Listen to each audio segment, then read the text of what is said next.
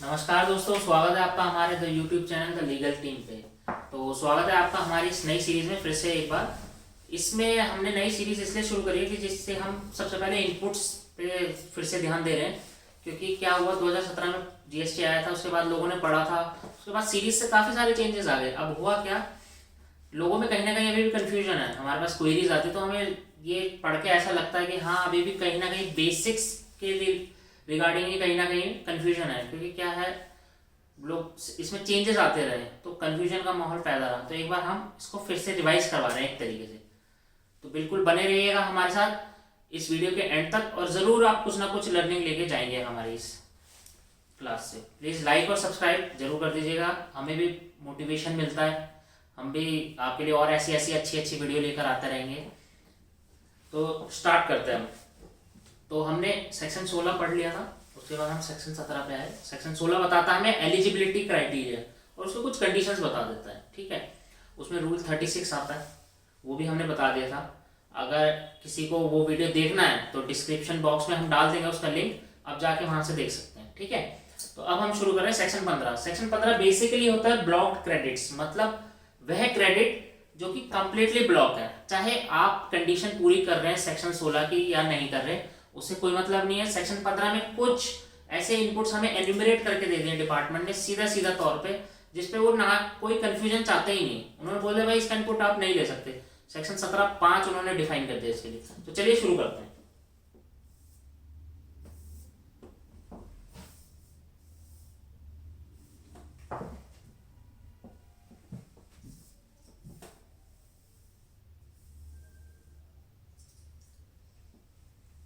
तो इसमें सबसे पहला है पॉइंट इसका मोटर व्हीकल के लिए।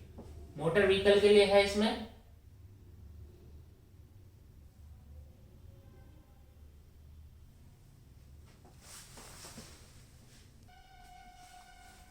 तो सबसे पहला है हमारा मोटर व्हीकल्स। मोटर व्हीकल्स में क्या है, इन्होंने बोला है हमें कि use for transportation of persons या गुड्स। तो बेसिकली मोटर व्हीकल जो गुड हमारे पास ये मोटर व्हीकल्स हैं, दो ही तरीके के हो सकते हैं, ट्रक टेम्पू हो गया या गाड़ियां हो गई।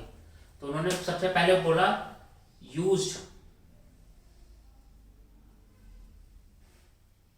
फॉर ट्रांसपोर्टेशन ऑफ पर्संस, मतलब लिविंग बींग्स, ह्यूमंस के लिए अगर वो ट्रांसपोर्टेशन के लिए यूज हो रहा है तो उसमें कंडीशन लगा दी उन्होंने, ठीक है। If approved capacity of 13% including driver, मतलब उन्होंने दो कैटेगरी में बांट दिया। अगर ट्रांसपोर्टेशन ऑफ पर्संस के लिए भी हो रहा है 13% तक इंक्लूडिंग ड्राइवर या उससे ज्यादा, ठीक है। इसके काउंटर हम दूसरा देखते हैं।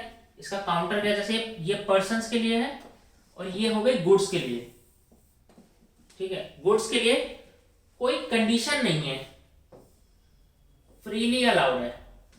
गुड्स में हमें देखना ही नहीं है भैया लोड बेयरिंग कैपेसिटी कितनी है, कितना साइज है, कुछ नहीं देखना है। अगर आपने छोटा हाथी खरीदा तो भी इनपुट मिलेगा।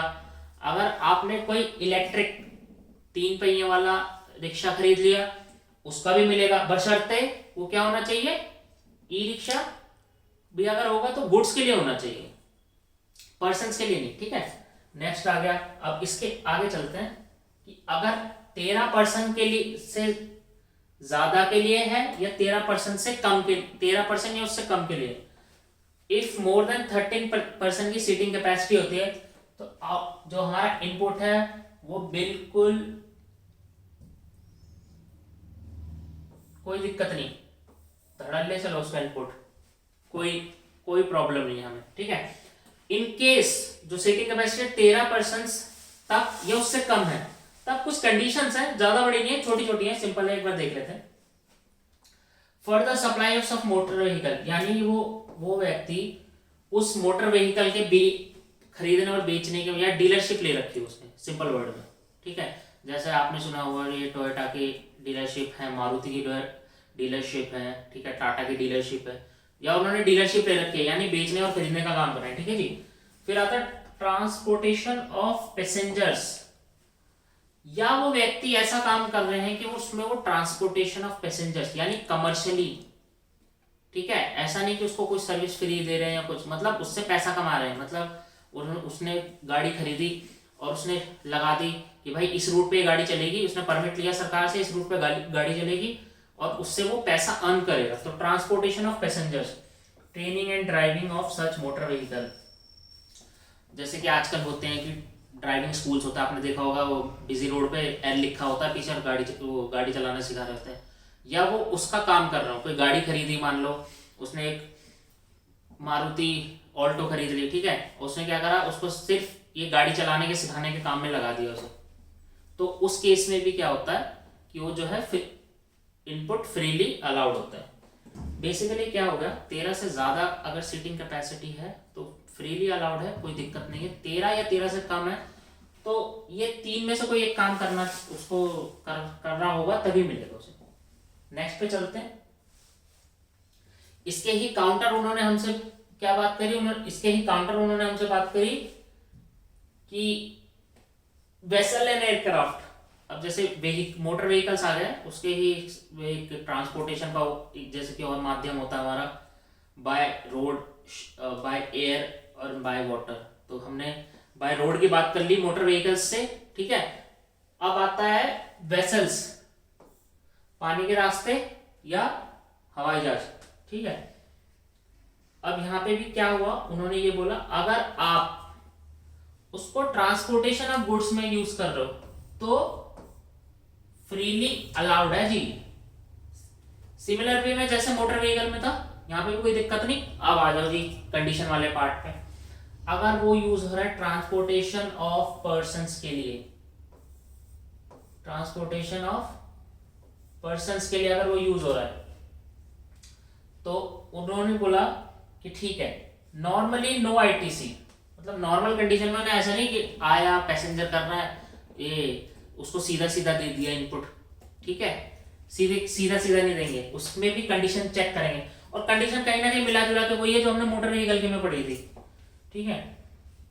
Supply of such vessels and aircrafts, यानी कि उन वेसल्स और एयरक्राफ्ट को बेचने खरीदने का काम कर रहा है। नंबर 2, सब ट्रांसपोर्टेशन ऑफ पैसेंजर्स, ट्रांसपोर्ट कर रहा है पैसेंजर को उसके माध्यम से। Training of navigating of such vessel और फ्लाइंग एयरक्राफ्ट, तब ही उसे आईटीसी अवेलेबल है, ठीक है जी। ये इस पॉइंट को याद रखने का तरीका ये है कि ट्रांसपोर्टेशन का पॉइंट है, गुड्स और पर्संस का दोनों है, ठीक है। नेक्स्ट पॉइंट पे चलते हैं हम। अब कुछ ऐसी सर्विसेज उन्होंने बता दी कि जो हमने पॉइंट ए में पढ़ा है ना, मोटर व्हीकल, वेसल्स और एयरक्राफ्ट के केस में, अगर कुछ और सर्विसेज, मतलब कोई ऐसा खर्चा आपने किया है तो उस पर भी कुछ सर्विसेज पे इनपुट जो है ब्लॉक्ड है। जैसे कि इंश्योरेंस, आपने इंश्योरेंस ले रखी है, ठीक है। सर्विसिंग हमें पता, हम सर्विस करवाते हैं अपना मोटर व्हीकल का time to time. Repair and maintenance which relates to motor vehicle, vessels and aircraft specified in a, मतलब जो हमने ऊपर पढ़े हैं। देख लेते हैं इसे भी एक बार, ज्यादा कोई टफ पॉइंट नहीं है। उसने सीधा ये बोला बेसिकली, ये जो यहाँ पे जो ये लाइनें लिखी हैं, इसकी जो एक मैं अगर समरी बताऊं आपको,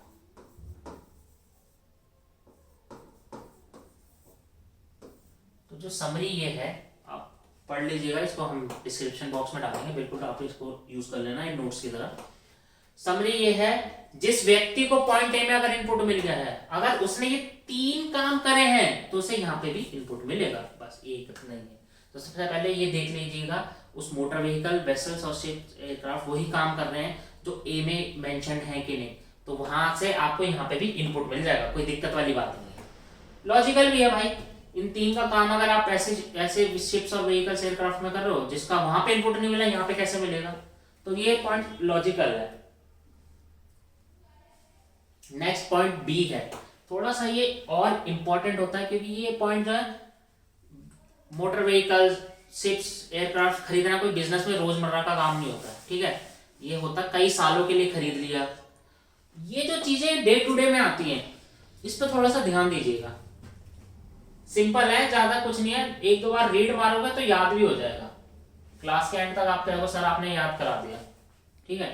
प्लीज़ अगर वीडियो अच्छी लग रही है प्लीज़ लाइक और सब्सक्राइब का बटन दबा दीजिए। नीचे कॉर्नर में आ रहा होगा आपके लाल कलर का बटन।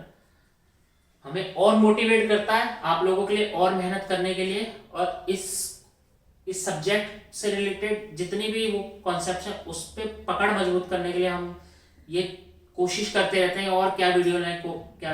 ठीक है, तो शुरू करते हैं।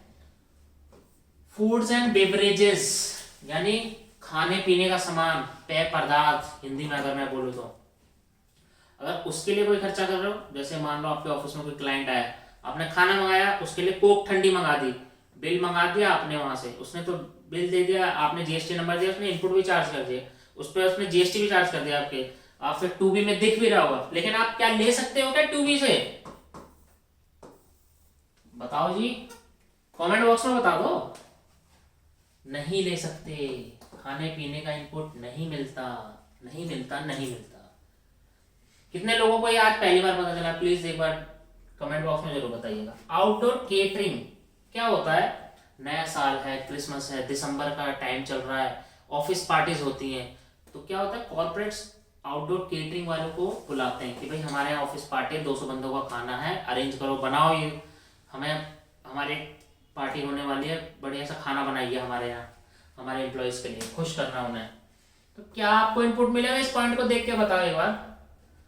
नहीं मिलेगा भाई साहब, बिल्कुल नहीं, गलती से भी मत ले लीजिएगा। ब्यूटी ट्रीटमेंट क्या हुआ जी? डायरेक्टर है, डायरेक्टर अपने सारे बिल चढ़वा देते कंपनी के नाम, खर्चों के नाम, तो किसी ने भी अगर खर्चा करा है ब्यूटी ट्रीटमेंट के लिए उसको उस पे इनपुट नहीं मिलेगा। हेल्थ ट्रीटमेंट पे के लिए आजकल जैसा हमने देखा होगा कि अब हॉस्पिटल्स भी कुछ एक 5% का जीएसटी चार्ज करते हैं अपनी सर्विसेज के लिए, तो क्या उसका इनपुट मिलेगा? नहीं मिलेगा जी। कॉस्मेटिक एंड प्लास्टिक सर्जरी नहीं मिलेगा जी। Leasing, renting, hiring of motor vehicle, अच्छा ये क्या पॉइंट है जो हमने पॉइंट ए में पढ़ा था, मोटर व्हीकल्स, शिप्स, एयरक्राफ्ट की जो भी लीजिंग रेंटिंग कर रहे हो, अगर उनका इनपुट वहां नहीं मिल रहा है, खरीदने पे नहीं मिल रहा है, तो लीजिंग रेंटिंग पे भी नहीं मिलेगा। सिंपल पॉइंट है, ये थोड़ा सा कई लोगों को पढ़ने में कॉम्प्लिकेटेड लगता है, लेकिन मैंने हिंदी में आसानी से समझा दिया आपको। अगर आपको फिर कोई डाउट लगे तो वीडियो को पॉज करके फिर रिवाइंड करके देख लीजिएगा, क्लैरिटी आ जाएगी। Life insurance and health insurance कोई इनपुट नहीं मिलेगा। आपने कोई केएमपी ले रखी है, नहीं मिलेगा। की मैनेजरियल पर्संस की ऊपर कोई पॉलिसी ले रखी है, उस पर भी नहीं मिलेगा आपको। लेकिन इसका एक प्रोवाइजो है भाई। वो प्रोवाइजो क्या कहता है? वो प्रोवाइजो कहता है कि अगर आप ये सर्विसेज इसलिए ले रहे हो कि further supply of such services as a composite और मिक्स सप्लाई, ठीक है। मान लो आप किसी और को सर्विस दे रहे हो, आपने फूड एंड बेवरेजेस, कोई केटरर है, अगर कोई केटरर है, उसने क्या कर रखा है, उसने क्या पीछे से किसी और को काम दे दिया कि भाई ठीक है मेरे को काम मिला है, मैं तो बनाता नहीं, तू बना के दे दे, मुझे बिल कर दे, मैं आगे कहीं पार्टी है मैं वहां पे बिल करूंगा। तो वो ऐसा इनपुट ले रहा है, आप इनपुट ले रहा है, इनपुट ऑफ गुड्स है वो, तो उस केस में आपको इनपुट बिल्कुल मिलेगा, ठीक है जी। ऐसे है बैंक्वेट हॉल वाले हैं, बैंक्वेट हॉल वाले हैं वो काफी सारी सर्विस देते हैं, तो बैंक्वेट हॉल की सर्विस वैसे कॉम्पोजिट सप्लाई में काउंट होती है, नेचुरल बंडल ऑफ सर्विस है वो, ठीक है। इस पे भी हमने एक क्लास बनाई है, इस डिस्क्रिप्शन बॉक्स में उसका एक लिंक डाल देंगे, प्लीज एक गो थ्रू कर लीजिएगा अगर आप किसी तरीके का आपको डाउट है इस पे कॉम्पोजिट और मिक्स सप्लाई पे, और इसकी टैक्सेबिलिटी कैसे होती है उसमें हमने सब एक्सप्लेन कर रखा है। तो बैंक्वेट हॉल वाला है, उसने क्या कर रखा है, उसने किसी अपने उसको बैंक्वेट हॉल है, शादी हो रही है, खाना बनता है, तो वहां पे क्या कर रखा है, उसने खुद नहीं बनाता, उसने किसी थर्ड पर्सन को इन्वॉल्व कर रखा है, उसकी सर्विस, उससे वो क्या करता है, खाना खरीदता है, उससे परचेज करता है और आगे शादी में दे देता है खाना, और क्या नाम के उस पे वो एक बिल उसके नाम पे जनरेट कर देता है जिससे उसने वो खाना खरीदा है। तो उस केटरिंग पे उसे इनपुट मिल जाएगा कि as a component of composite और मिक्स सप्लाई, यानी या further supply of goods, further supply of वो करता है, वो इन आइटम्स में फर्दर सप्लाई करता है। नेक्स्ट आ जाइए, मेंबरशिप ऑफ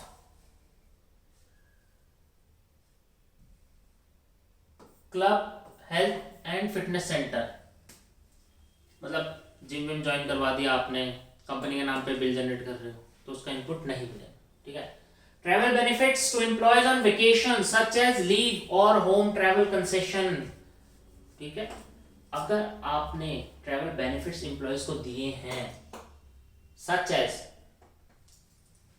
लीव और होम ट्रैवल कंसेशन, उस पर भी इनपुट नहीं मिलता। इसकी एक एक्सेप्शन है,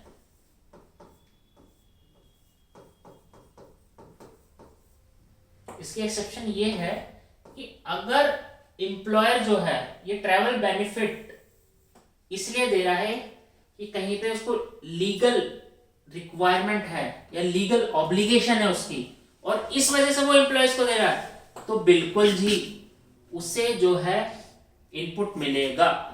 जो भी इसके बिल्स होंगे ना, जो रिम्बर्स करेगा उस पर वो इनपुट लेगा। अब एक आता है वर्क्स कॉन्ट्रैक्ट सर्विस। वर्क्स, इसको ऐसे समझिएगा, मैं आपको पढ़ लीजिएगा, मैं आपको आसान भाषा में समझा देता हूँ। किसी का घर बन रहा है, उसने क्या करा, घर बना। नॉर्मली क्या होता है, ठेकेदार को बुला देते हैं, उससे कॉन्ट्रैक्ट एग्रीमेंट कर लेते हैं और उसको दे देते हैं काम कि भाई साहब ये हमारा घर आप बना के दे दीजिए।